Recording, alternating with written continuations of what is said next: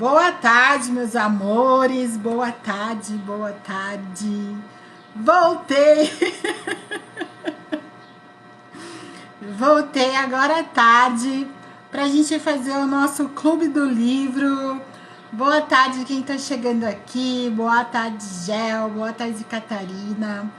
Boa tarde, Luci. Boa tarde, Rosa, Silvânia. Como vocês estão? Boa tarde, Sil Domingues. Tudo bem com vocês? Tudo bem, minha querida? Como você está? Eu sou Renata Massano, sou facilitadora de consciência. Já fiz uma live agora há pouco aqui, às 9h30. E tô voltando para a gente fazer o nosso clube do livro que está começando hoje. A coragem de ser imperfeito. Tudo bem, Vanete? Como pode melhorar ainda mais, né? Eu tô perguntando isso pro universo, essa pergunta cria muito. O universo está sempre mandando mais possibilidades. Quando a gente fala, e aí, universo? Como pode melhorar ainda mais, né? Então, meus amores, bora convidar mais pessoas. Ritinha, sua linda, como você está? Bora convidar. A Nilce já tá aqui de novo. Nilce, eu nem levantei, eu só mudei de cenário. Eu nem varri a casa. Só mudei de cenário e tô aqui de novo pra gente começar hoje o nosso primeiro encontro do Clube do Livro. Esse livro aqui que eu só li uns pedacinhos pra eu ler junto com vocês, tá bom? E os nossos encontros de Clube do Livro, já anota aí pra você não perder. Anota. Vai ser de segunda, quarta e sexta, 1h30. Então, ó, de segunda, quarta e sexta, 9h30, eu tô aqui, numa live, na nossa live. De segunda, quarta e sexta, 1h30, eu tô aqui no nosso Clube do Livro. E todos os dias, às 7 horas da manhã, eu vou estar ao vivo lá no grupo do Telegram, pra gente fazer 5 minutos de gratidão, tá bom? Pra gente já começar o nosso dia na energia da gratidão. Então, todo dia tem consciência, todo dia tem ferramenta, todo dia tem empoderamento e mudança de vida. Se você escolhe, a hora é agora, tá bom? Então vamos lá, vamos começar. Esse livro é da Brené Brown, tá? E é A Coragem de Ser Imperfeito. Então logo aqui na capa, por que eu gostei tanto desse livro? Como aceitar a própria vulnerabilidade, vencer a vergonha e ousar ser quem você é. No Telegram vai ser 7 horas da manhã. Vai ser bem rapidinho mesmo, 5 minutinhos. E lá não fica gravado. Então, assim, você está sendo você. Você tem coragem de ser você. Você tem coragem de falar das coisas que você gosta, de fazer as coisas que você gosta. Usar as roupas que você gosta, o cabelo, o batom, enfim. Você tem sido você. Você tem sido você na sua imperfeição? É sobre isso que esse livro fala. O medo que a gente tem da rejeição. O medo que a gente tem de não ser aceito. O medo que a gente tem de ser imperfeito. E, na verdade, todos nós somos seres imperfeitos. O que a gente está aqui, nessa realidade, é evoluindo. E quando você está sendo você está nesse processo de evolução. Nesse processo consciente de evolução. Então, vamos lá? Vamos começar? Eu vou começar aqui. Não sei se vocês têm o livro. Eu comprei o livro, eu ia comprar o livro pela internet, pela Amazon. Aí eu acabei indo aqui na minha cidade e fui nas lojas americanas e tava mais barato ainda que na internet. Então, paguei R$19 no livro. Vale muito a pena você ter o livro. Mas se você ainda não tem, fica aqui comigo que eu vou estar lendo o livro e a gente vai estar aqui acessando mais consciência, tá bom? Pra gente entrar nesse processo de empoderamento. Então, vamos lá. Vou começar aqui, ó, pela introdução. Então, a Brené fala assim, ó. Minhas aventuras na arena da vida. Passei a vida inteira tentando contornar e vencer a vulnerabilidade. Tenho aversão a incertezas e a exposições emocionais. Na época do colégio, quando a maioria de nós passa a lutar com a vulnerabilidade, comecei a desenvolver e afiar o meu arsenal de defesa contra essa emoção incômoda. Por muito tempo tentei de tudo, desde ser a garota perfeitinha até me tornar a poeta exótica, a ativista indignada, a profissional ambiciosa, a baladeira descontrolada.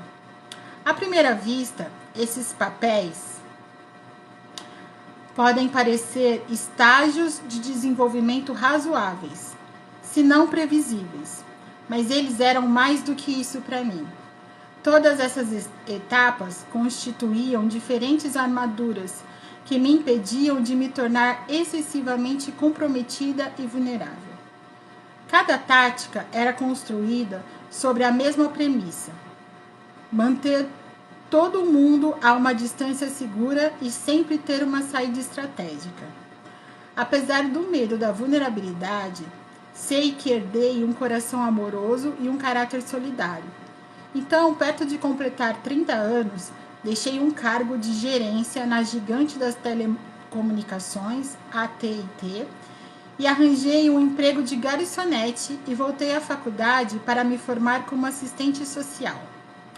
Assim como muitas pessoas que se interessam pelo serviço social, eu gostava da ideia de consertar gente e sistemas.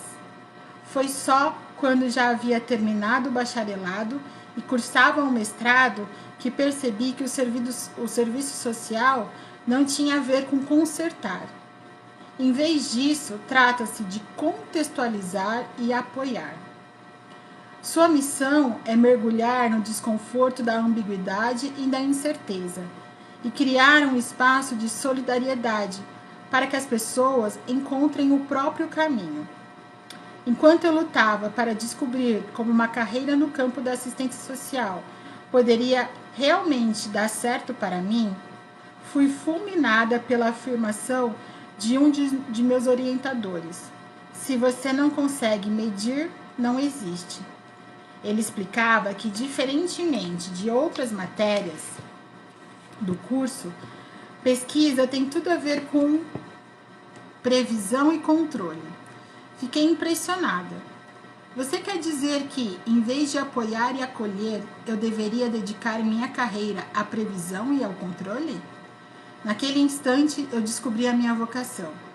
Hoje, posso dizer que sou uma pesquisadora de dados qualitativos, ou seja, uma contadora de histórias. A maior certeza que eu trouxe da minha formação em serviço social é que estamos aqui para criar vínculo com as pessoas. Fomos concebidos para nos conectar uns com os outros. Esse contato é o que dá propósito e sentido à nossa vida, e sem ele sofremos. Eu só vou parar aqui um pouquinho, porque eu estava exatamente falando isso com a minha amiga, né? E ela ainda falou assim: eu acho que a grande questão da humanidade é relacionamento. E é sobre isso, é sobre relacionar-se. É sobre relacionar-se primeiro com você e depois com os outros. É que a gente nunca aprendeu essa ordem, né? A gente já nasceu se relacionando, né? Mas nunca falaram que era sobre se relacionar primeiro com a gente. Então, como é que tá o seu relacionamento com você? Será que você sabe se relacionar com você? Continuando. Vamos ver onde eu parei. Por isso, decidi desenvolver uma pesquisa que explicasse a anatomia do vínculo humano, das relações e das conexões entre as pessoas. Quando os participantes da minha pesquisa eram solicitados a compartilhar os seus relacionamentos e suas experiências de vínculo mais importantes, sempre me falavam de decepções, traições e humilhações, do medo de não serem dignos de uma conexão verdadeira. Parece que nós, seres humanos, temos uma tendência para definir as coisas pelo que elas não são, sobretudo quando se trata de experiências emocionais. Esse fato realmente chamou minha atenção. Portanto, um pouco por acaso, eu passei a pesquisar os sentimentos de vergonha e empatia, e levei 6 anos desenvolvendo uma teoria que explica o que é a vergonha, como funciona e o que fazer para combater a crença de que não somos bons o bastante e de que não somos dignos de amor e de relacionamento. Em 2006, descobri que, além de compreender esse sentimento, comecei a querer investigar o outro lado da moeda. O que tem em comum as pessoas que lidam bem com a vergonha e acreditam no seu próprio valor. O que eu chamo de pessoas plenas. No meu livro, A Arte da Imperfeição, defino os 10 sinais de uma vida abundante, que indicam o que uma pessoa plena se esforça para cultivar e do que ela luta para se libertar. Uma pessoa plena, olha isso, vai vendo aí.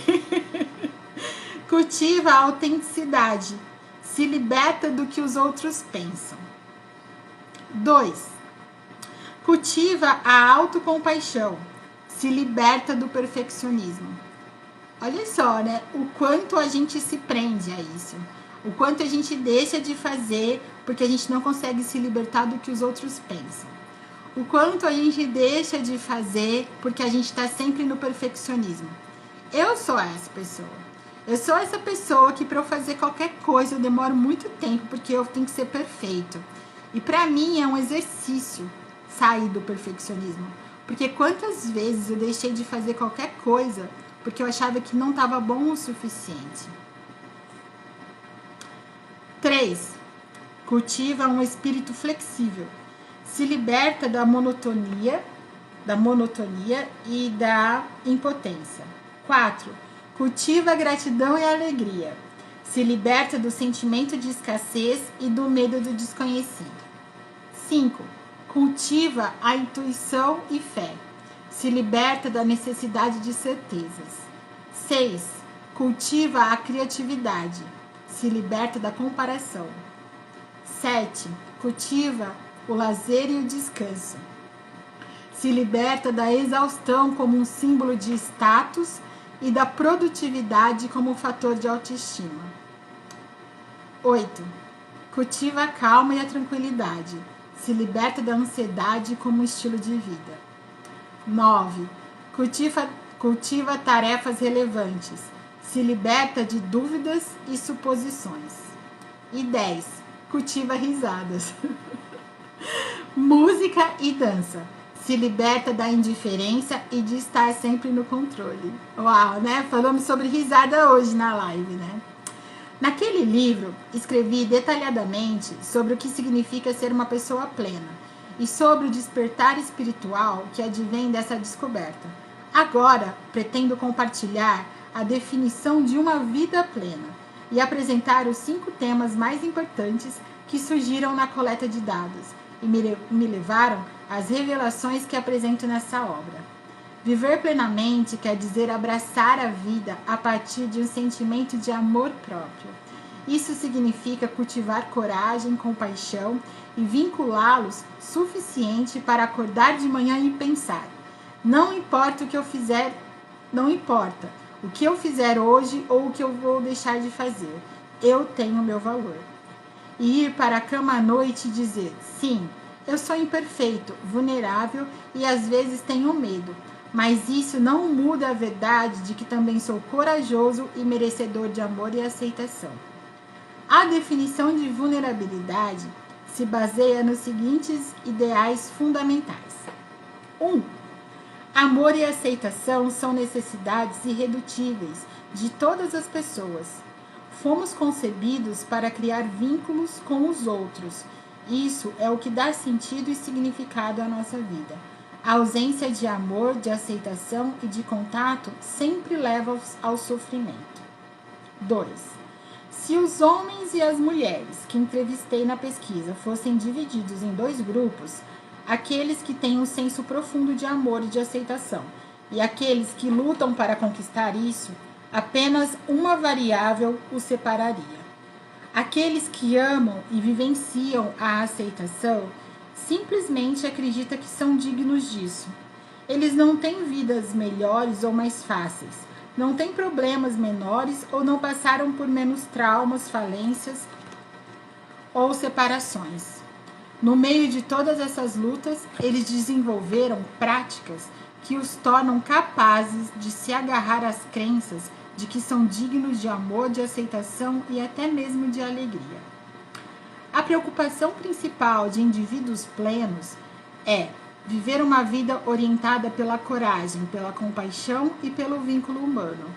As pessoas plenas identificam a vulnerabilidade como um catalisador de coragem, compaixão e vínculos.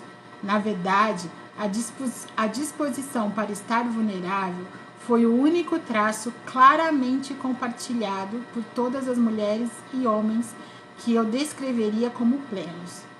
Eles atribuem todas as suas conquistas, desde o seu sucesso profissional até o casamento e os momentos felizes com os pais, a capacidade que têm de se tornarem vulneráveis. Percebe quantas pessoas, o quanto a gente foge da nossa vulnerabilidade? E o que mais ela percebeu aqui é que as pessoas plenas, elas que têm, né, que ela considera como uma vida plena, como pessoas, indivíduos plenos, eles não têm medo da vulnerabilidade. Muito pelo contrário, eles escolhem a vulnerabilidade como seu poder de ação, como a sua fonte, né, para criar tudo. Desde o início das minhas pesquisas, abraçar a vulnerabilidade surgiu como uma temática importante. A relação entre esta e as outras emoções que estudei ficou clara para mim. Nos livros anteriores, eu havia presumido que as relações entre vulnerabilidade e conceitos diferentes como vergonha, aceitação e autovalorização fossem coincidências.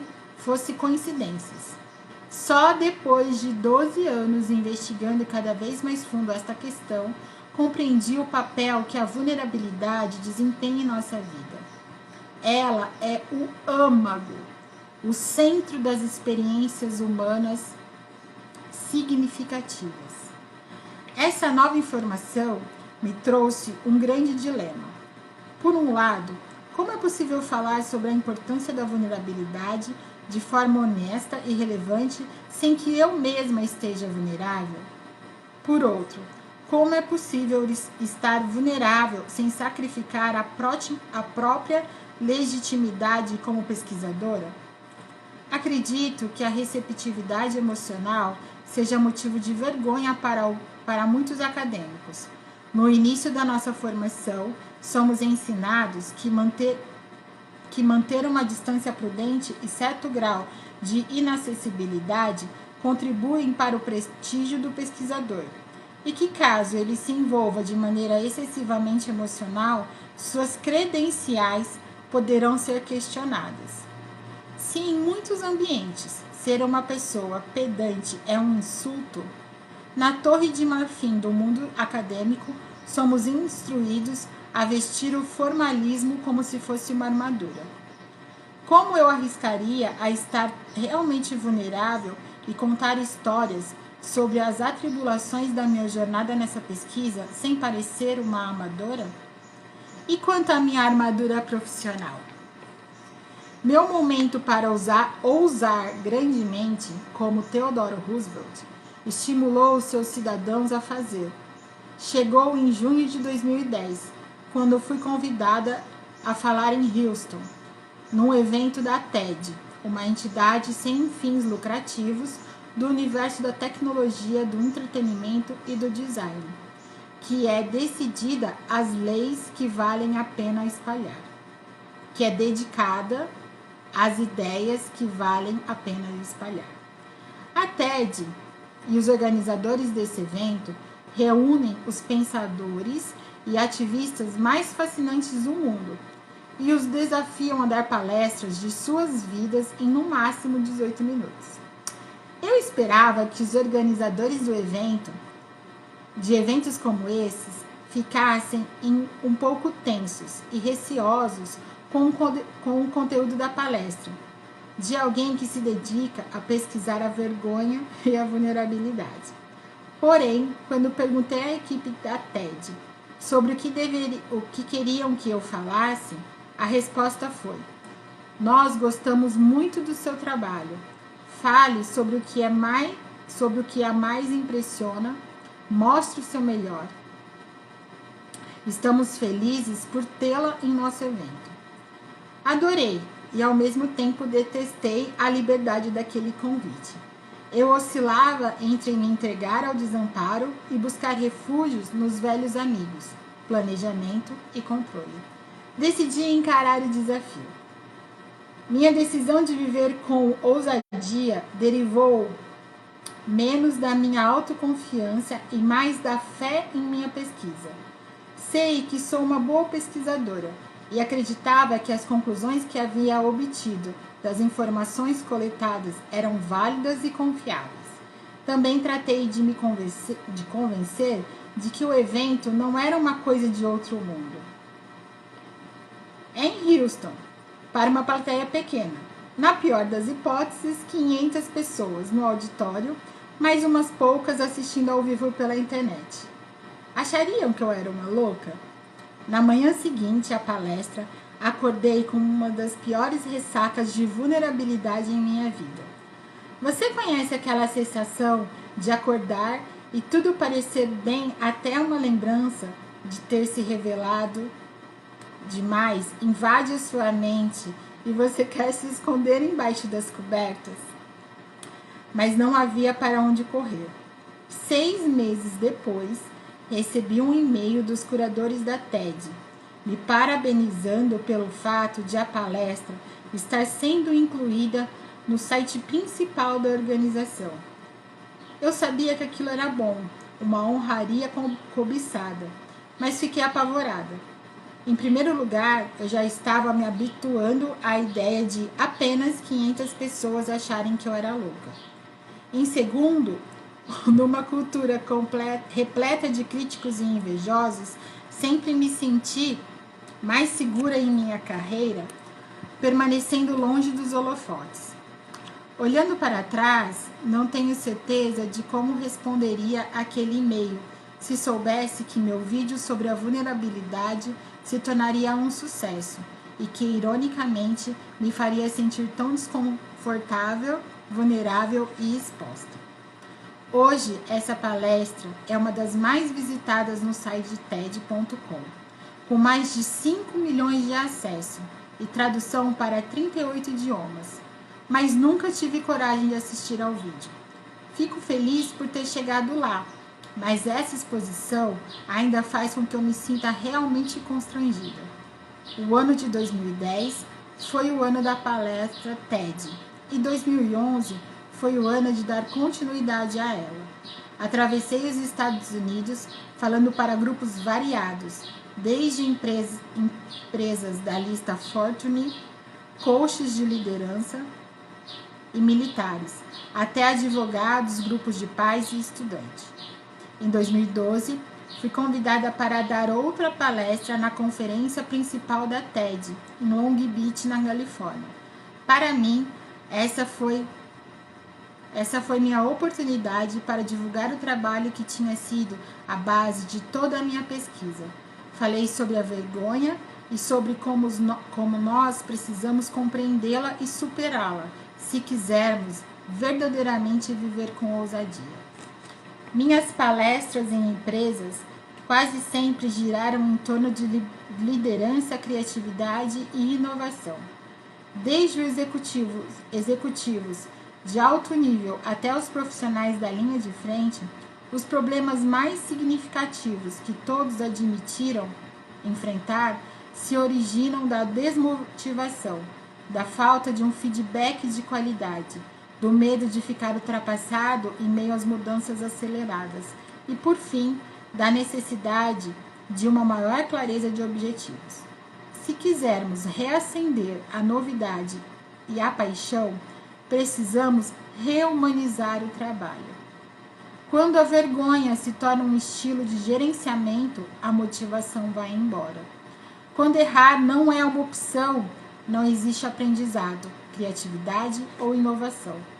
Quando se trata de criar filhos, a prática de estigmatizar mães e pais como bons ou maus é ao mesmo tempo exagerada e destrutiva.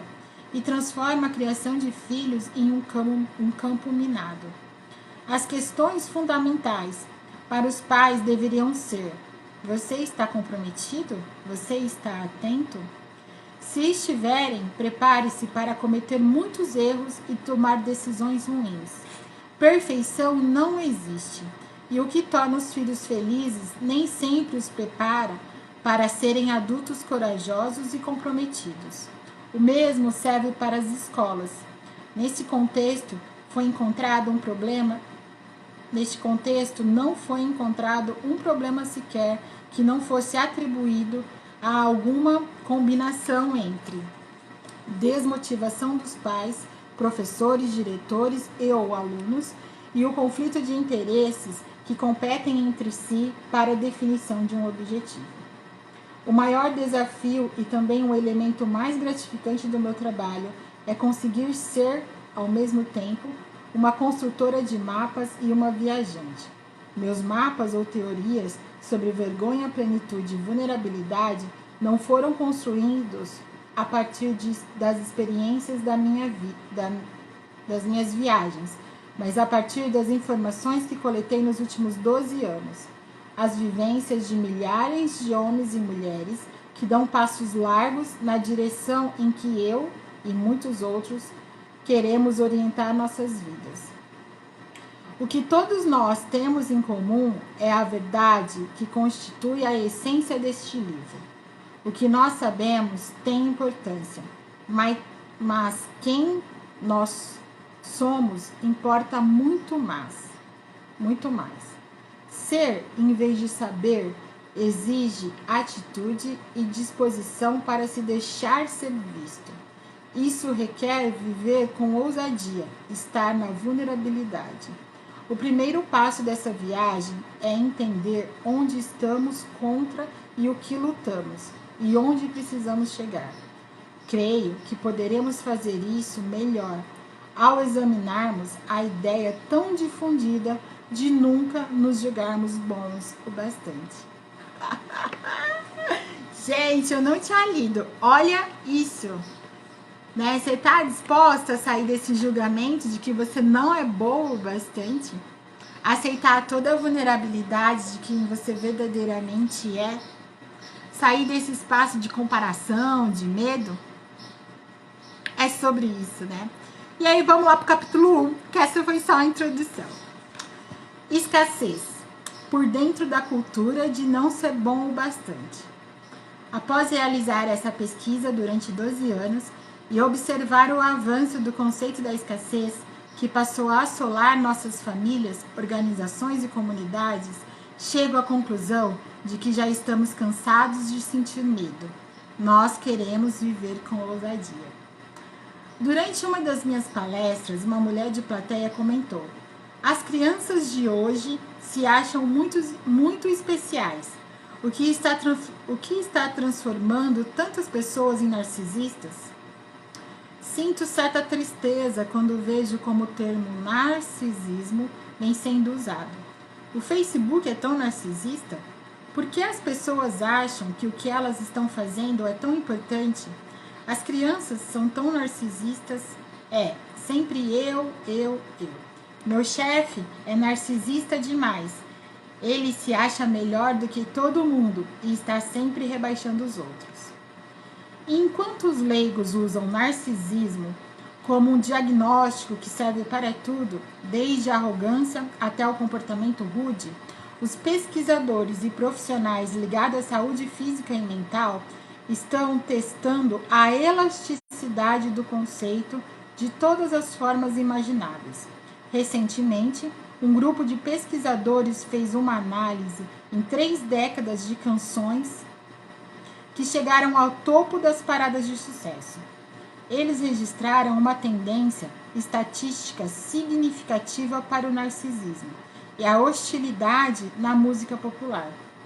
Em consonância com a hipótese, encontraram uma diminuição expressiva do uso de nós e nosso e um aumento do uso de eu e meu. Os pesquisadores também relataram um declínio das palavras relacionadas à solidariedade e emoções positivas, e um aumento das palavras relacionadas à ira e comportamento antissociais, como ódio e matar. Dois pesquisadores do livro A Epidemia do Narcisismo argumentaram que a incidência do transtorno de personalidade narcisista mais do que dobrou nos Estados Unidos nos últimos 10 anos. Então é isso? Estamos cercados de narcisistas? Nós nos transformamos em uma sociedade de pessoas egoístas e pretensiosas que só se interessam por poder, sucesso, beleza e em se tornarem importantes? Será que estamos com o ego tão inflado que acreditamos ser superiores mesmo quando não estamos contribuindo em nada relevante nem produzindo algo de valor? Se você é como eu, provavelmente está refletindo um pouco e pensando, sim, o problema é exatamente esse. Não comigo, é claro, mas em termos gerais, essa parece ser mesmo a situação. É reconfortante ter uma explicação, principalmente uma que faça com que nos sintamos melhor a respeito de nós mesmos e deposite a culpa nos outros. Na verdade, sempre que escuto pessoas usarem o argumento do narcisismo, ele geralmente vem acompanhado de um tom de desprezo, raiva e julgamento. Nossa primeira inclinação é curar os narcisistas, colocando-os em seu devido lugar. Não importa se estou falando com professores, grandes executivos, os meus vizinhos, a reação é sempre a mesma. Esses egocêntricos têm que saber que não são especiais, que não estão com essa bola toda, que não são os reis da cocada preta e que precisam descer do salto. O tema do narcisismo penetrou tanto na consciência social que a maioria das pessoas o associa corretamente a um padrão de comportamento que inclui ideias de grandeza, uma necessidade gritante de admiração e falta de empatia. O que quase ninguém compreende é que todo nível de gravidade nesse diagnóstico está determinado pelo medo da humilhação. O que significa que não consertamos o narcisismo de alguém colocando a pessoa no lugar dela e lembrando-a de sua imperfeição ou de sua mediocridade. A humilhação está mais para a causa desse comportamento do que para a sua cura. E aí? Vocês estão acompanhando aqui? O quanto a gente está nesse espaço, né? De apontar e julgar o outro como narcisista. O quanto a gente está nesse espaço de estar sempre limitando e achando que a pessoa, por ela estar sendo quem ela está acima da gente, né? Que espaço de julgamento é esse? Que escassez é essa que a gente vive? Essa escassez de empatia, né? Analisando o narcisismo pelas lentes da vulnerabilidade. É porque a gente não escolhe a vulnerabilidade, na verdade, né? Diagnosticar e rotular pessoas cujas batalhas são mais contextuais ou adquiridas do que genéticas ou orgânicas é com frequência bem mais prejudicial do que útil para a cura e a mudança. Catalogar o problema colocando o foco em quem as pessoas são, em vez de nas escolhas que elas estão fazendo, deixa todo mundo isento. Que pena, eu sou assim. Como acredito que devemos responsabilizar as pessoas por seus comportamentos, não estou falando aqui de culpar o sistema, mas de entender as causas para que seja possível lidar com os problemas. Costuma ser útil identificar modelos de comportamento e entender o que eles podem indicar, mas isso é bem diferente de ser definido por um diagnóstico, algo que, como mostra a minha pesquisa, geralmente aumenta o medo da vergonha e impede as pessoas de procurarem ajuda. Precisamos compreender essas tendências e influências comportamentais, mas considero mais proveitoso e até mais transformador, em muitos casos, examinar os modelos de comportamento pelas lentes da vulnerabilidade. Por exemplo, quando analiso o narcisismo sobre esse ponto de vista, enxergo o medo da humilhação de ser alguém comum. Identifico o receio de nunca se sentir bom o bastante para ser notado, amado, aceito ou para perseguir um objetivo. Algumas vezes, o simples ato de humanizar problemas lança uma luz importante sobre eles. Luz que muitas vezes se apaga no minuto em que o rótulo estigmatizante lhe é lançado. Essa nova definição de narcisismo traz muita clareza e ilumina tanto a fonte do problema quanto suas possíveis soluções. Consigo ver com nitidez como e por que cada vez mais pessoas se esforçam para tentar acreditar que são suficientemente boas. Percebo uma mensagem subliminar para todos os lugares dizendo que uma vida comum é uma vida sem sentido. E noto como as crianças que crescem num ambiente de reality shows, culto à celebridade e mídia social sem controle, podem absorver essa mensagem e desenvolver uma visão do mundo completamente distorcida. O meu valor é dado pela quantidade de pessoas que curtirem minhas postagens no Facebook ou no Instagram. Pelo fato de sermos todos suscetíveis à propaganda de massa que deflagra tais comportamentos, essa nova lente de observação remove a oposição, nós versus aqueles malditos narcisistas. A vontade de acreditar que o que estamos fazendo tem importância é facilmente confundida com o estímulo para sermos extraordinários. É sedutor usar o parâmetro do culto à celebridade para medir a significância ou insignificância das nossas vidas. As ideias de grandeza e a necessidade de admiração parecem um bálsamo para aliviar a dor de sermos tão comuns e inadequados. Sim, esses pensamentos de comportamento no final causam mais dor e levam a mais isolamento. Porém, quando estamos sofrendo e o amor e os relacionamentos estão pesando na balança, nós nos agarramos àquilo que parece nos oferecer maior proteção. Certamente, existem situações em que um diagnóstico pode ser necessário para que o tratamento correto seja encontrado, mas todo mundo também pode ser beneficiado pela abordagem dos conflitos através das lentes da vulnerabilidade. Sempre é possível aprender alguma coisa quando consideramos as questões a seguir. 1. Quais são as mensagens e as expectativas que definem a sociedade em que vivemos? Como a cultura social influencia nossos comportamentos? 2. De que maneira as dificuldades que enfrentamos produzem comportamentos cujo objetivo principal é nos proteger? E 3. Como os nossos comportamentos, pensamentos e emoções estão relacionados à vulnerabilidade e à necessidade de um forte sentido de valorização?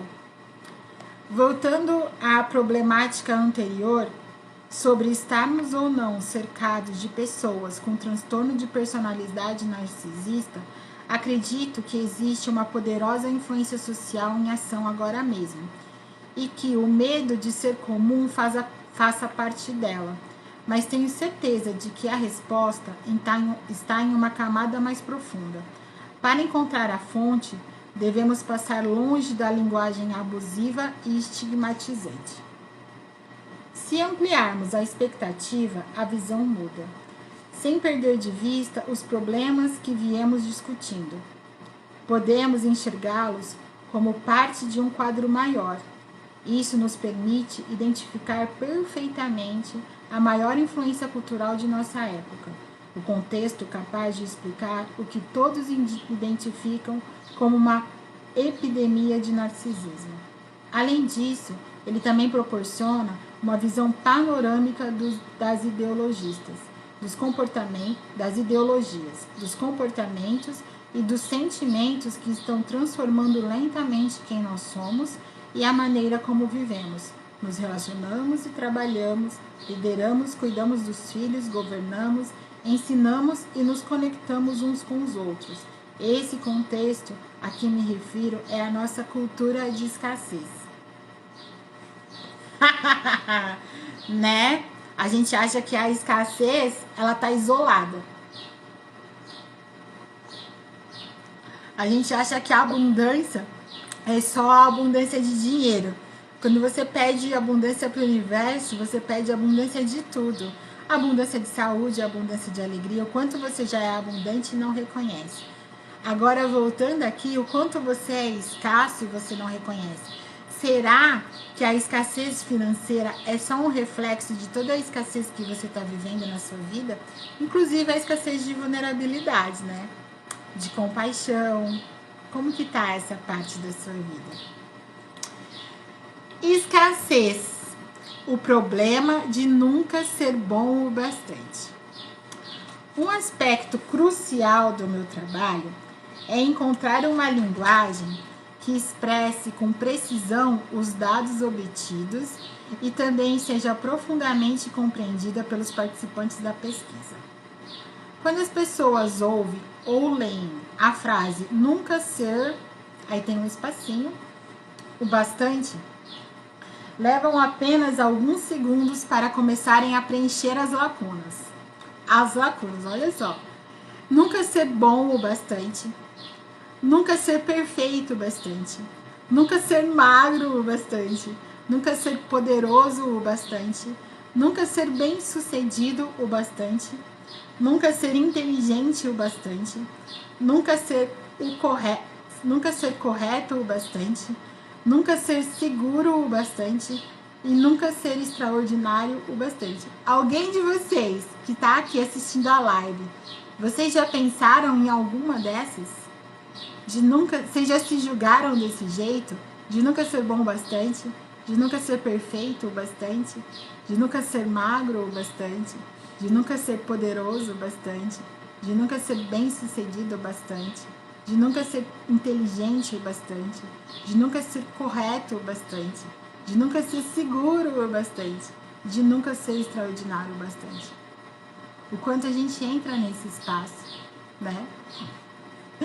E uma das minhas autoras favoritas sobre escassez é a Lynne Twist, ativista global e arrecadadora de fundos sociais. Em seu livro A Alma do Dinheiro, ela se refere à escassez como a grande mentira. Ela escreveu: para mim e para muitos de nós, o primeiro pensamento do dia, ainda na cama, é: não dormi o suficiente. Gente, presta atenção nisso. Cola aqui. Baixa as barreiras e olha esse conceito sobre escassez, tá? Vou ler de novo. O que a Aline fala nesse livro dela, A Alma do Dinheiro. Para mim e para muitos de nós, o primeiro pensamento do dia, ainda na cama, é: não dormi o suficiente. O seguinte é: não tenho tempo suficiente. Esse pensamento de não suficiência vem a nós automaticamente antes mesmo de podermos nos dar conta da sua presença ou examiná-los. Passamos a maior parte de nossas vidas ouvindo, explicando, reclamando ou nos preocupando com o que não temos em quantidade ou grau suficiente. Antes de nos sentarmos na cama, antes de nossos pés tocarem o chão, já nos sentimos inadequados, já ficamos para trás, já perdemos, já damos falta de alguma coisa. E quando voltamos para a cama à noite, nossa mente recita uma ladainha de coisas que não conseguimos ou não fizemos naquele dia. Vamos dormir com o peso desses pensamentos e despertamos para lamentar mais faltas. Essa situação interna de escassez, essa tendência mental à escassez, habita no âmago do ciúme, da cobiça, do preconceito e das nossas interações com a vida. A escassez, portanto, é o problema de nunca ser ou ter o bastante. Ela triunfa em uma sociedade onde todos estão hiperconscientes da falta. Tudo, de segurança e amor, até dinheiro e recursos, passa por uma sensação de inadequação ou falta. Gastamos uma enormidade de tempo calculando quanto temos. Não temos, queremos ou poderemos ter. E quanto todos os outros têm, precisam e querem ter. O que torna essa avaliação tão desoladora é que, quase sempre, comparamos nossa vida, nosso casamento, nossa família e o nosso trabalho com a visão de perfeição inatingível propagada pela mídia. Ou então, comparamos nossa realidade com a visão ficcional de quanto alguém próximo de nós já conquistou. A nostalgia do passado também é uma forma perigosa de comparação. Repare com que frequência você compara a sua vida atual com a lembrança de bem-estar que a nostalgia editou em sua mente, mas que nunca existiu de verdade. Lembra-se de quando? Ah, bons tempos. Gente, eu tô rindo porque assim, eu não tinha lido esse livro, de verdade. Eu deixei para ler aqui junto com vocês. E hoje, lá no grupo VIP, a Josi tá aqui, a Nilce tá aqui, eu falei exatamente sobre isso. Olha o que é consciência, né? Consciência é essa energia, né? O quanto a gente já sabe. Eu falei exatamente sobre isso, o quanto você tá preso a quem você foi. O quanto você tá buscando uma referência no seu passado. E aqui o que ela tá falando é que toda vez que a gente tá comparando, quando você compara a sua vida, você já entra nessa energia da escassez. Porque a grama do vizinho é sempre mais verde, né? E se você pegar todo esse tempo de comparar, que você fica olhando para a grama do seu vizinho, que você fica comparando a sua vida, e você começar a usar esse tempo para cultivar a sua grama, pegar essa energia que você dispensa, olhando para a vida do outro e achando que o outro é melhor e tem mais do que você pegar essa energia e usar essa energia nas suas criações, usar essa energia na vida que você escolhe para você. Para usar essa energia na sua ação. Quanto tempo da sua vida, do seu dia, você está perdendo olhando e comparando a sua vida com a vida dos outros? Quanto tempo do seu dia você está usando para olhar o que você não tem? Gente, eu vou até comprar esse livro agora. Esse livro aqui é A Alma do Dinheiro. Porque eu nunca tinha percebido isso. Essa sensação de escassez, a gente já acorda na sensação de escassez. A gente já acorda falando, eu poderia ter dormido mais. Percebe? A escassez, ela é uma constância na nossa vida. E, gente, não adianta. A gente não consegue separar o oceano. A nossa vida é o oceano. Tudo está interligado. Dinheiro, relacionamento, profissional, sua vida pessoal, tudo está interligado. Não tem como você falar assim, eu não recebo julgamento, eu não recebo julgamento, mas eu recebo dinheiro. Tá tudo no mesmo oceano. Você não consegue cercar o oceano. Se você não está disposta a receber julgamento, você não está disposta a receber dinheiro. O quanto você julga o dinheiro dos outros? É ou não é? Você está sempre julgando o dinheiro dos outros. E aí você fala que você está disposta a receber dinheiro de tudo e de todos? Que energia é essa de escassez? Que está tão impregnada na gente que a gente nem percebe que a gente está sendo escasso. Olha isso, gente. Quanta consciência tem aqui nesse trecho que eu li até agora? E o que a gente vai fazer de diferente? Como seria a gente começar a ficar presente? E olha só. Gente, eu sou muito feliz e grata por tudo isso. Por quê? Porque eu nem tinha lido o livro e eu já escolhi começar esses 5 minutos da gratidão lá a hora que a gente acorda. Né? O que se requer para a gente sair dessa energia da escassez, da reclamação e começar o nosso dia agradecendo. Porque essa é a minha escolha. Quando eu acordo, assim, sabe? E eu tô, abri os olhos, a primeira coisa que eu penso de verdade, eu falo assim, cara, eu tô viva, né? Por quê? Porque eu podia não ter acordado.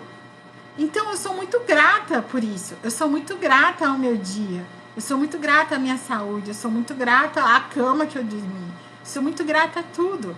Então eu acordo e eu escolho agradecer. E eu escolhi fazer isso com vocês lá no grupo do Telegram, sabe? E essa é a energia que tá falando aqui no livro, sabe? Nada é do nada. Quantos presentes você proporcionou hoje? Josi, eu tô encantada, assim, porque eu já tava muito na energia do livro sem ler, né? Então, bora sair. Quando eu falo, gente, é o seguinte: quando a gente tem consciência de alguma coisa, por exemplo, aqui nesse caso, né? Que esse trechinho falou, que tá falando da escassez, quando a gente tem consciência, essa consciência ela vem pra gente como um presente. Ela não vem num espaço para você se julgar, para você falar assim, nossa, eu tô sempre errada, eu sou essa pessoa que já acorda nessa energia de escassez, que tô sempre reclamando. Não, a consciência, ela vem como um presente para você reconhecer que você estava fazendo isso no automático e que agora você simplesmente escolhe fazer diferente, né? A consciência, ela vem para isso, para te tirar desse espaço. Então, quantas consciências a gente teve até agora? E quanta mudança a gente pode ter se a gente simplesmente escolher olhar para isso como um presente e escolher mudar, né? Porque a mudança, ela começa agora. A mudança, ela começa a partir do momento que você escolhe ter mais consciência sobre aquilo. Então vamos lá, vamos continuar. Que eu nem sei onde eu tava. Aqui, ó. Achei. A fonte. Gente, é assim mesmo, tá? Eu vou me perder, eu vou falar errado, tá tudo bem. Ó, a fonte da escassez. Eu não li essa parte, né? Não li, acho que não. Não li, não. A escassez não se instala numa cultura do dia para a noite. O sentimento de falta e privação floresce em sociedades com tendência à vergonha e à humilhação e que estejam profundamente enraizadas na comparação e despedaçadas pela desmotivação. Quando menciono uma cultura com tendência à vergonha, não quero dizer que tenhamos vergonha de nossa identidade coletiva, mas que há muitos entre nós sofrendo com a questão da desvalorização que vem modelando a sociedade. Nos últimos 10 anos, testemunhei grandes mudanças no zeitgeist, não sei se é assim que fala, do meu país. Identifiquei essas transformações por meio da coleta de dados e as reconheci nos rostos das pessoas que encontrei, entrevistei e com quem conversei. O mundo nunca esteve numa situação tranquila, mas a década passada foi tão traumática para um grande número de pessoas que isso chegou a causar mudanças em nossa sociedade. Passamos pelo 11 de setembro, por várias guerras, recessão, desastres naturais de enormes proporções e pelo aumento da violência gratuita e dos assassinatos em escolas. Testemunhamos acontecimentos que vêm dilacerando nossa sensação de segurança com tamanha força que nós os vivenciamos como traumas pessoais, mesmo sem estarmos envolvidos neles e de forma direta. E quando se trata do número impressionante de desempregados e subempregados em diversas partes do mundo, é como se todos tivéssemos sido diretamente afetados ou fôssemos próximos de alguém que parou ou que passou ou que esteja passando por isso. A preocupação com a escassez é a aversão da nossa cultura para o estresse pós-traumático. Ela surge depois que estivemos no limite por muito tempo. E em vez de nos unirmos para resolver o problema, o que requer vulnerabilidade, ficamos zangados e assustados. Não é apenas a sociedade mais ampla que está sofrendo. Encontrei as mesmas dinâmicas de isolamento e raiva nas microsociedades da família, do trabalho, da escola e da comunidade. E todas elas compartilham a mesma fórmula de vergonha, comparação e desmotivação. A escassez encontra terreno fértil nessas condições e as perpetua, até que uma massa crítica de pessoas começa a fazer escolhas diferentes e a remodelar os contextos menores a que pertencem. Um modo de pensar sobre os 3 componentes da fórmula da escassez e a maneira como eles influenciam a sociedade é refletir sobre as questões a seguir. Enquanto estiver lendo as perguntas, tenham em mente todos os ambientes ou sistemas sociais dos quais você faz parte, seja em uma sala de aula, em família, na comunidade ou talvez em sua própria equipe de trabalho. Então vamos lá, vamos ficar presente para essas perguntas, tá? Contextualiza aí para o seu ambiente. Vergonha. O medo do ridículo e a depreciação são usados para controlar as pessoas e mantê-las na linha? Apontar culpados é uma prática comum? O valor de alguém está ligado ao sucesso, à produtividade ou à obediência? Humilhações e linguagem abusiva são frequentes? E quanto ao favoritismo? O perfeccionismo é uma realidade? Comparação. A competição saudável pode ser benéfica, mas a comparação e a disputa o tempo todo, é velada ou é abertamente? A criatividade tem sido sufocada? As pessoas são confinadas a padrões estreitos em vez de serem valorizadas por suas contribuições e talentos específicos? Há um modo ideal de ser ou um tipo de habilidade usado como medida de valor para todos? Desmotivação. As pessoas estão com medo de correr riscos ou tentar coisas novas? É mais fácil ficar quieto do que compartilhar ideias, histórias e experiências? A impressão geral é de que ninguém está realmente prestando atenção ou escutando? Todos estão se esforçando para serem vistos e ouvidos? Gente, olha quanta reflexão tem aqui, né? Pegando já esse gancho aqui, o quanto a gente não está presente para ouvir pessoas. O quanto as pessoas falam com a gente e a gente já entra no automático do que a gente vai responder. Percebe isso? Você está presente quando as pessoas estão falando com você? Ou você está pensando já na resposta? Eu fico muito presente para isso. E tem hora que eu entro no automático também de já pensar na resposta. Mas o que a pessoa está falando nas entrelinhas? Sempre que eu vejo, esses dias aconteceu aqui na minha cidade, eu sou de Araçatuba, interior de São Paulo, e esses dias aconteceu aqui na minha cidade, acho que 2 suicídios. E a gente, sempre que acontece isso, a gente vê várias pessoas que conviveram ou que conviviam com essa pessoa falar assim, como eu não percebi?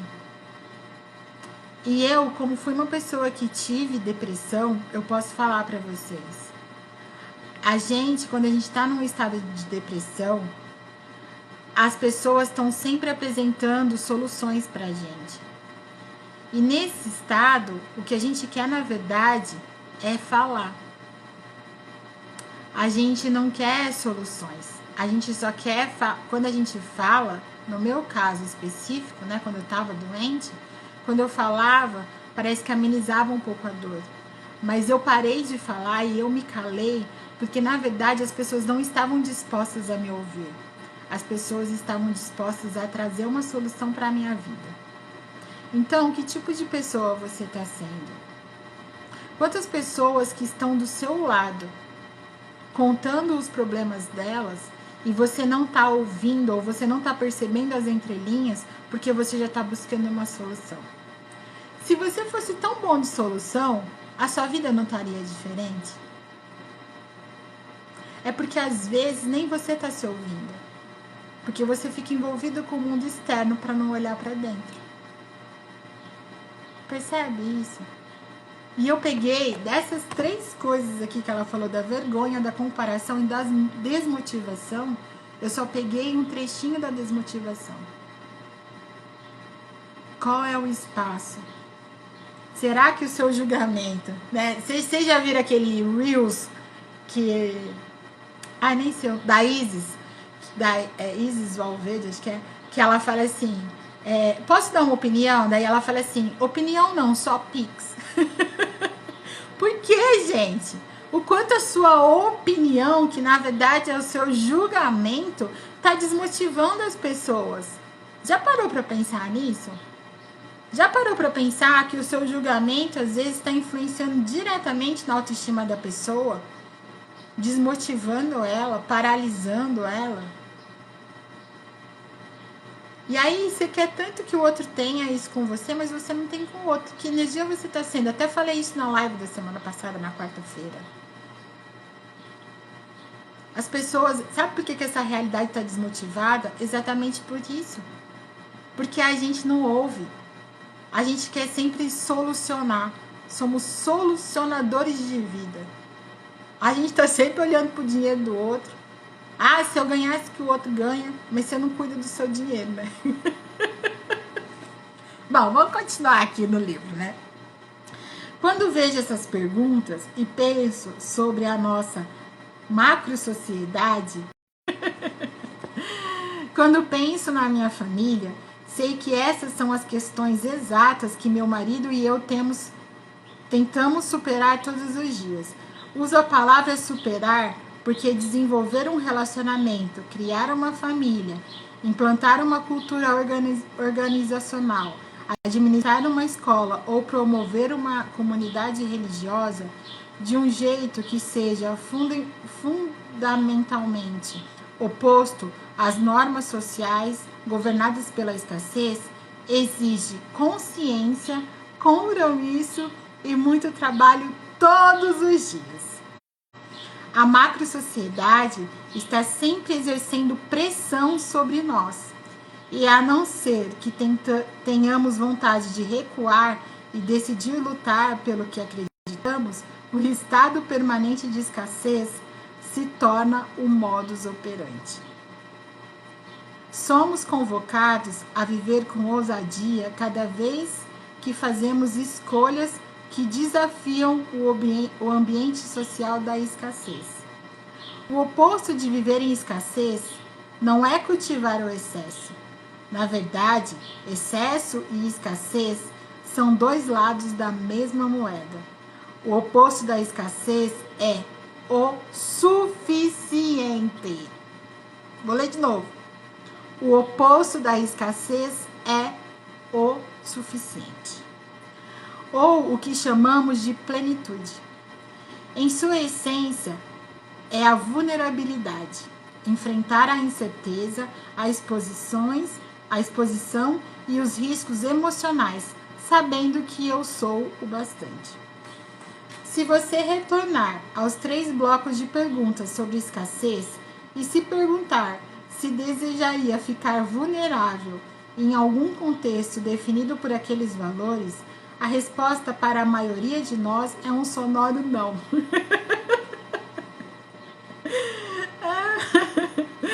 Se você perguntar se essas condições o levam a desenvolver o amor próprio e a autovalorização, a resposta é não.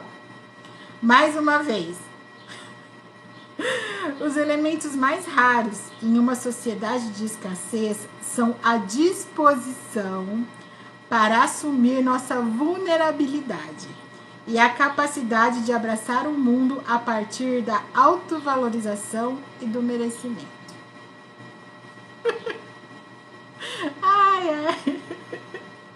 Após realizar essa pesquisa durante 12 anos e observar o avanço do conceito de escassez, que passou a assolar nossas famílias, organizações e comunidade, chego à conclusão de que já estamos cansados de sentir medo.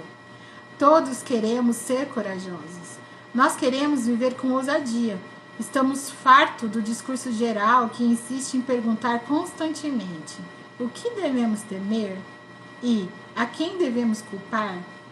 No próximo capítulo, conversaremos sobre os mitos da vulnerabilidade que abastecem a escassez e sobre como a coragem começa a abrir caminho quando nos tornamos e nos permitimos ser vistos.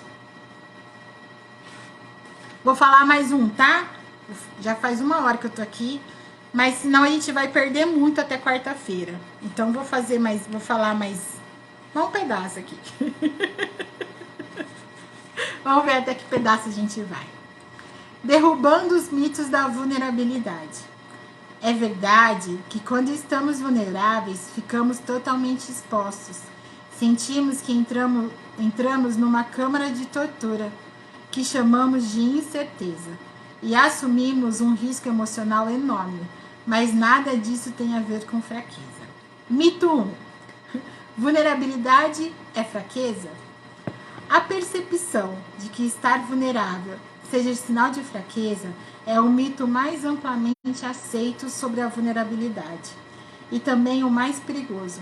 Quando passamos a vida nos afastando e nos protegendo de um estado de vulnerabilidade ou de sermos vistos como sentimentais demais, ficamos contentes quando os outros são menos capazes de mascarar seus sentimentos. Chegamos a ponto de, em vez de respeitarmos e admirarmos a coragem e a ousadia que estão por trás da vulnerabilidade, deixarmos o medo e o desconforto se tornarem julgamento e crítica. Verdade, isso é um fato, né? Quando a gente vê o outro na vulnerabilidade dele, a primeira coisa que a gente faz, se a gente não escolhe estar vulnerável, é julgar e criticar. Vulnerabilidade não é algo bom nem mal. Não é o que chamamos de emoção negativa e nem sempre é uma luz, uma experiência positiva. Ela é o centro de todas as emoções e sensações. Sentir é estar vulnerável. Acreditar que vulnerabilidade seja fraqueza é o mesmo que acreditar que qualquer sentimento seja fraqueza. Abrir mão de nossas emoções por medo de que o custo seja muito alto significa nos afastarmos da única coisa que está habilidade que quando ela estava sendo vulnerável, ela estava sendo fraca. O quanto você acha que ser vulnerável, que você falar que você precisa de ajuda, que você falar que você não sabe, é um sinal de fraqueza. E se você sair desse espaço e escolher ser vulnerável, quanta mudança você pode criar na sua vida? Vulnerabilidade não é algo bom nem mal. Não é o que chamamos de emoção negativa e nem sempre é uma luz. Nossa, a parte eu já li, né? Já li? Já. Nossa rejeição da vulnerabilidade deriva com frequência da associação que fazemos entre ela e as emoções sombrias, como o medo, a vergonha, o sofrimento, a tristeza e a decepção. Sentimentos que não queremos abordar, mesmo quando afetam profundamente a maneira como vivemos, amamos, trabalhamos e até exercemos a liderança. O que muitos não conseguem entender e que me consumiu 1 década de pesquisa para descobrir é que a vulnerabilidade é também o berço das emoções e das experiências que almejamos.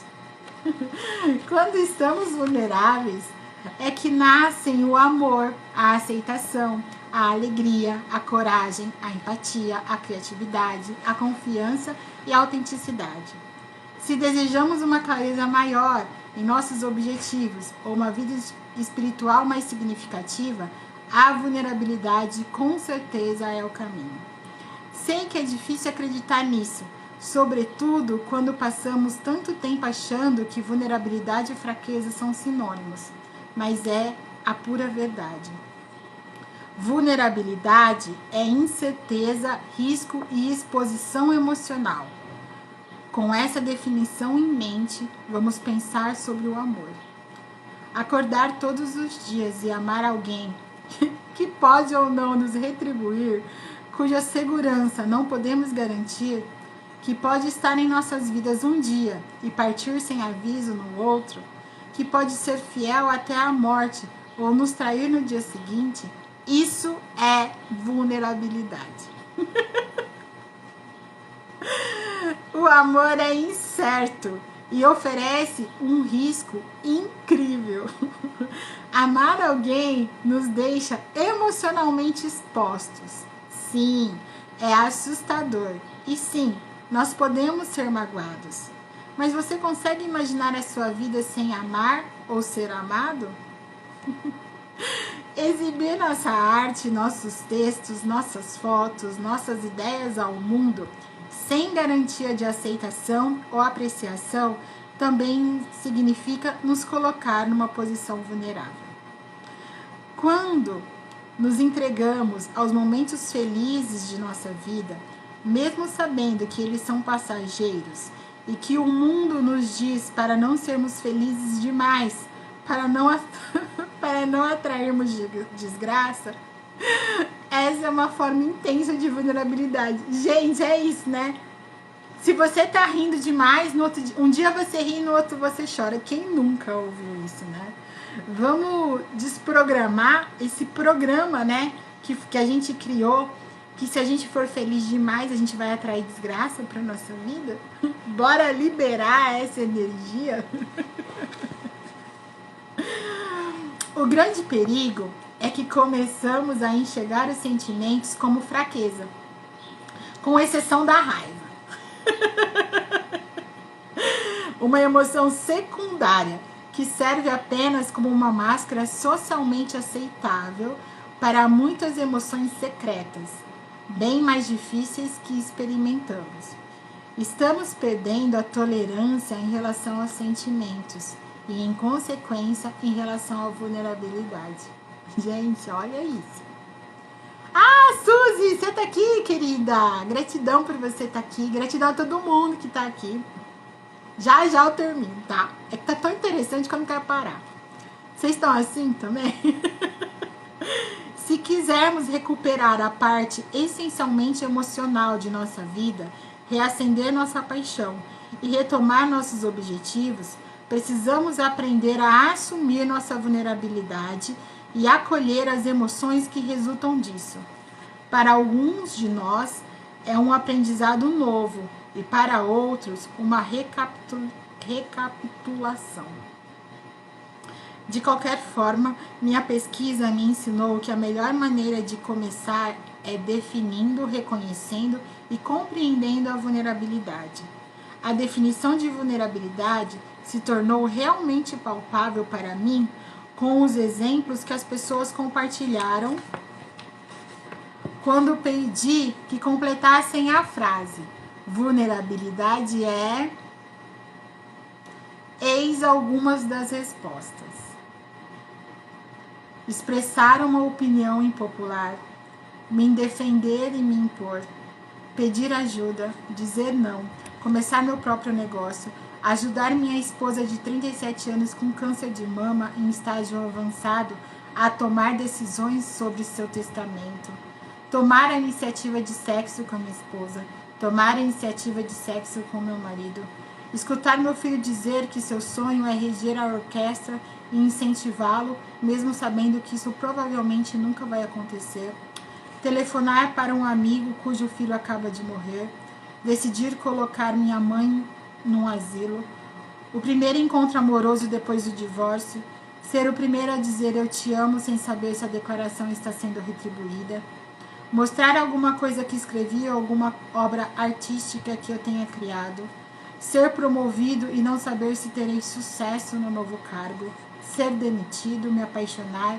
tentar alguma coisa nova, apresentar um novo namorado para a família, ficar grávida depois de 3 abortos, esperar o resultado da biópsia, fazer exercício em público mesmo quando não sei o que estou fazendo e quando estou fora de forma, admitir que estou com medo, voltar para a partida depois de ter errado muitas jogadas, dizer ao meu diretor que nós não teremos como bancar a folha de pagamento para o próximo mês, demitir funcionários, apresentar meu produto para o mundo e não ter retorno, me impor e defender meus amigos quando ouço críticas a respeito deles, ser responsável, pedir perdão e ter fé. Gente, olha isso. né? Para você, vulnerabilidade é o quê? Essas ações soam como fraqueza para você? Colocar-se ao lado de alguém que atravessa uma grande dificuldade é fraqueza? Assumir responsabilidade é coisa de gente fraca? Voltar para o jogo depois de perder um gol feito é sinal de fraqueza? Não! Vulnerabilidade soa como verdade e é sinal de coragem. Verdade e coragem nem sempre são confortáveis, mas nunca são fraquezas. É verdade que quando estamos vulneráveis, ficamos totalmente expostos. Sentimos que entramos numa câmara de tortura, que chamamos de incerteza. E assumimos um risco emocional enorme, mas nada disso tem a ver com fraqueza. Quando pedimos que completasse a frase, a sensação de estar vulnerável é, as respostas foram igualmente significativas. Olha o que as pessoas responderam. A sensação de estar vulnerável é tirar a máscara e esperar que o verdadeiro eu não seja muito decepcionante. Como não ter mais que engolir sapos, o encontro da coragem com o medo, estar no meio da corda bamba, mover-se para frente ou para trás é igualmente assustador, ter mãos suadas e coração disparado, estar com medo e empolgado, aterrorizado e esperançoso, sair de uma camisa de força, subir num galho muito, muito alto, dar o primeiro passo em direção daquilo que mais teme, estar totalmente presente, estar muito desconfortável e assustado, mas também se sentir humano e vivo, ter um tijolo na garganta e um nó no peito, como aquele momento terrível na montanha russa, quando estamos perto do primeiro mergulho. Liberdade e libertação, ter medo todas as vezes, pânico, ansiedade, medo, desequilíbrio, seguidos de liberdade, satisfação, encantamento e depois um pouco mais de pânico. Arriscar o pescoço diante do inimigo, infinitamente aterrorizante e dolorosamente necessária. A de uma queda livre, como aqueles 2 segundos entre ouvir um disparo e esperar para ver se foi baleado. Se deixar perder o controle. E sabe qual foi a resposta que apareceu inúmeras vezes em nosso esforço para entender melhor a vulnerabilidade? Estar nu. É como ficar nu no palco e esperar por aplausos em vez de deboches. É estar nu quando todos os outros estão vestidos. É como estar nu em um sonho. Você está no aeroporto completamente pelado. A psicologia e a psicologia social produziram provas convincentes sobre a importância de admitir a vulnerabilidade. No campo da psicologia do bem-estar, estudos mostram que a vulnerabilidade percebida, ou seja, a capacidade de reconhecer nossos riscos e exposições, aumenta grandemente nossas chances de aderir a algum tipo de programa de saúde mais positivo. Para conseguir que os pacientes se comprometam com rotinas de prevenção, os psicólogos trabalham a vulnerabilidade percebida. E o que torna isso realmente interessante é que não é o nosso nível verdadeiro de vulnerabilidade que importa, mas o nível de vulnerabilidade que admitimos ter diante de certa doença ou ameaça. No campo da psicologia social, pesquisadores da influência e da persuasão, que examinam como as pessoas são afetadas por propaganda e marketing, realizaram uma série de estudos sobre vulnerabilidade. Eles descobriram que os participantes que se consideravam imunes ou invulneráveis aos anúncios enganadores eram, na verdade, os mais suscetíveis. A explicação dos pesquisadores sobre esse fenômeno de estudo, longe de ser um escudo eficaz, a ilusão de invulnerabilidade desencoraja a reação que teria fornecido uma proteção genuína. Uma das experiências de minha carreira que mais gerou ansiedade foi falar na conferência TED, a que me referi na introdução. Como se não bastasse todos os medos naturais associados a dar uma palestra filmada de 18 minutos diante de uma plateia altamente bem-sucedida e da expectativa muito elevada, eu era a última palestrante do evento. Durante 3 dias, fiquei sentada assistindo a algumas das mais incríveis e instigantes explanações da minha vida. Depois de cada uma delas, eu me afundava um pouco mais na poltrona com a constatação de que, para minha palestra funcionar, eu teria que desistir de tentar fazer como todos os demais e precisaria me conectar com a plateia. Eu queria desesperadamente assistir a algo que pudesse imitar ou usar como modelo, mas as falas que me impactaram mais fortemente não seguiam um formato. Elas foram simplesmente autênticas. Isso quer dizer que eu teria obrigatoriamente de ser eu mesma. Precisaria estar vulnerável e aberta. Deveria deixar o texto de lado e olhar as pessoas nos olhos. Eu teria que ficar nua. Quando finalmente pisei no palco, a primeira coisa que eu fiz foi travar contato visual com a plateia. Pedi aos técnicos de iluminação que ajustassem os refletores de maneira que eu pudesse ver as pessoas. Eu precisava de conexão, simplesmente ver a audiência como pessoas e não como plateia. Me fez lembrar que os desafios que me assustavam, como estar nua, também metiam medo em todo mundo. Acho que essa é a razão pela qual a empatia pode ser conquistada sem a necessidade de palavras.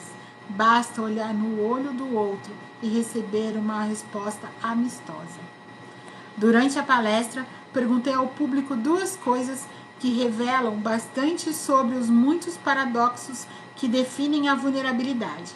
Primeiro, indaguei: quantos de vocês se esforçam para não ficarem vulneráveis por associarem a vulnerabilidade à fraqueza?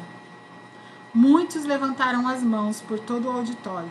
Depois perguntei: quando vocês viram as pessoas passarem por esse palco, se expondo e ficando vulneráveis, quantos acharam que elas eram corajosas? Novamente, muitos levantaram as mãos. Nós gostamos de ver a vulnerabilidade e a verdade transparecerem nas outras pessoas, mas temos medo de deixar que vejam em nós. Isso porque tememos que a nossa verdade não seja suficiente, que o que temos para oferecer não seja o bastante, sem os artifícios e a maquiagem, sem uma edição pronta para exibição. Eu estava com medo de subir ao palco e mostrar à plateia o meu verdadeiro eu. Aquelas pessoas eram muito importantes, muito bem-sucedidas, muito famosas. O meu verdadeiro eu, por outro lado, é muito desordenado, muito imperfeito, muito imprevisível. Eis o cerne da questão. Quero testemunhar a sua vulnerabilidade, mas não quero ficar vulnerável. Vulnerabilidade é coragem em você e fraqueza em mim. Eu sou atraída pela sua vulnerabilidade, mas sou repelida pela minha. Lembro-me que, enquanto eu me aproximava do palco, tratei de me concentrar em meu marido, que estava na plateia, e em minhas irmãs e em alguns amigos que assistiam pela internet. Também tirei coragem de algo que havia aprendido naquelas palestras da TED, uma lição inesperada que recebera sobre fracasso. A grande maioria dos palestrantes que me antecederam falou abertamente sobre o fracasso. Eles contaram suas desaventuras e os insucessos que tiveram durante o processo de elaboração do seu trabalho, e sobre como esses percalços só fortaleceram suas paixões. Isso me deixou impressionada e inspirada. Quando chegou a minha vez, respirei fundo e esperei ser chamada, enquanto recitava minha oração de vulnerabilidade. Dê-me coragem para aparecer e deixar que me vejam. Então, alguns segundos antes de ser apresentada ao público, me veio à mente a imagem de um peso de papel que está sobre a minha mesa de trabalho, onde se lê: o que você tentaria fazer se soubesse que não iria falhar? Empurrei essa pergunta para longe, a fim de criar espaço para uma nova pergunta. Quando subi ao palco, literalmente sussurrei para mim mesmo: o que vale a pena fazer mesmo que eu fracasse? Gente, olha essa pergunta. O que vale a pena fazer mesmo que eu fracasse? Sinceramente, não me lembro muito do que falei, mas quando tudo acabou, lá estava eu, mergulhada em completa vulnerabilidade novamente. O risco valeu a pena? E como? Sou apaixonada pelo meu trabalho e confio no que aprendi com os participantes da minha pesquisa. Realmente acredito que conversas honestas sobre vulnerabilidade, sobre vergonha, podem mudar o mundo. As minhas 2 palestras foram falhas e imperfeitas, mas eu caminhei para a arena e dei o melhor de mim. O desejo de nos expor nos transforma. Ele nos torna um pouco mais corajoso a cada vez. Desde telefonar para um amigo que passou por uma terrível tragédia, até começar o seu próprio negócio, passando por ficar aterrorizado ao experimentar uma sensação de libertação, a vulnerabilidade é a grande ousadia da vida. O resultado de viver com ousadia não é uma marcha da vitória, mas uma tranquila liberdade mesclada com o cansaço gostoso da luta. Eu vou parar aqui. Vou até grifar aqui. Quarta-feira, 1h30, a gente vai para o mito 2. A gente está falando sobre os mitos da vulnerabilidade agora, né? O mito 2 é: a vulnerabilidade não é comigo. O que você está deixando de fazer na sua vida com medo do fracasso? O que você está deixando de fazer na sua vida porque você está buscando a perfeição? O quanto você está deixando de lado a vulnerabilidade em ser e em falar o que você sabe?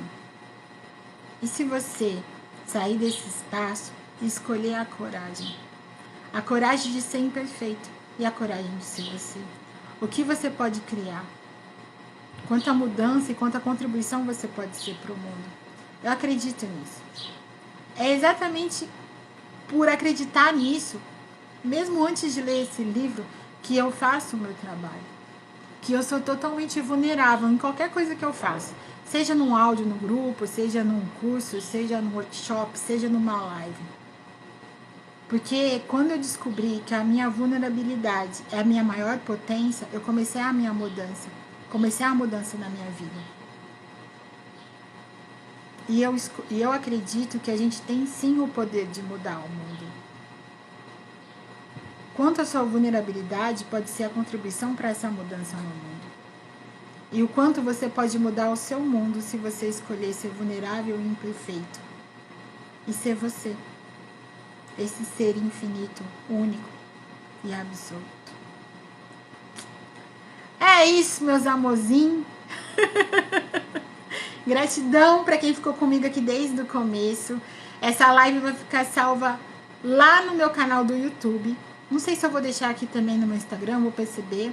Mas lá no meu canal do YouTube, eu vou fazer lá, vou fazer uma parte lá com todas as lives a respeito do livro, né? A Coragem de Ser Imperfeito. Vou colocar tudo lá. Não tô lembrando o nome, lá numa pastinha, sei lá como é que chama. Numa lista. Vou colocar todas as lives lá. Essa foi a live 1. Quarta-feira, 1h30, eu volto para fazer a segunda live sobre esse livro. Se der tempo, compra o livro para você acompanhar comigo. Se não der também, não tem problema. Cola aqui em mim que a gente tá junto, tá bom? Amanhã, 7 horas da manhã, a gente tem um encontro lá no grupo do Telegram. 5 minutos de gratidão. Quarta-feira, 9h30, a gente tem um encontro aqui na nossa live. E depois, às 1h30, a gente tem o nosso segundo dia do Clube do Livro, tá bom? E para quem chegou aqui e para quem está escolhendo, a gente falou muito sobre amor próprio. Ainda dá tempo de você entrar no meu grupo VIP, que começou hoje. 30 dias falando sobre amor próprio, tá bom?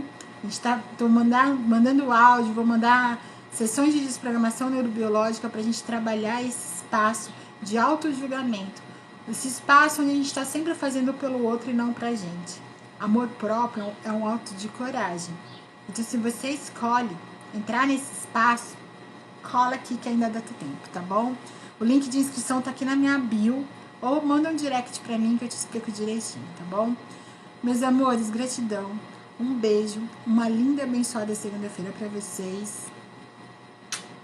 Tchau, tchau.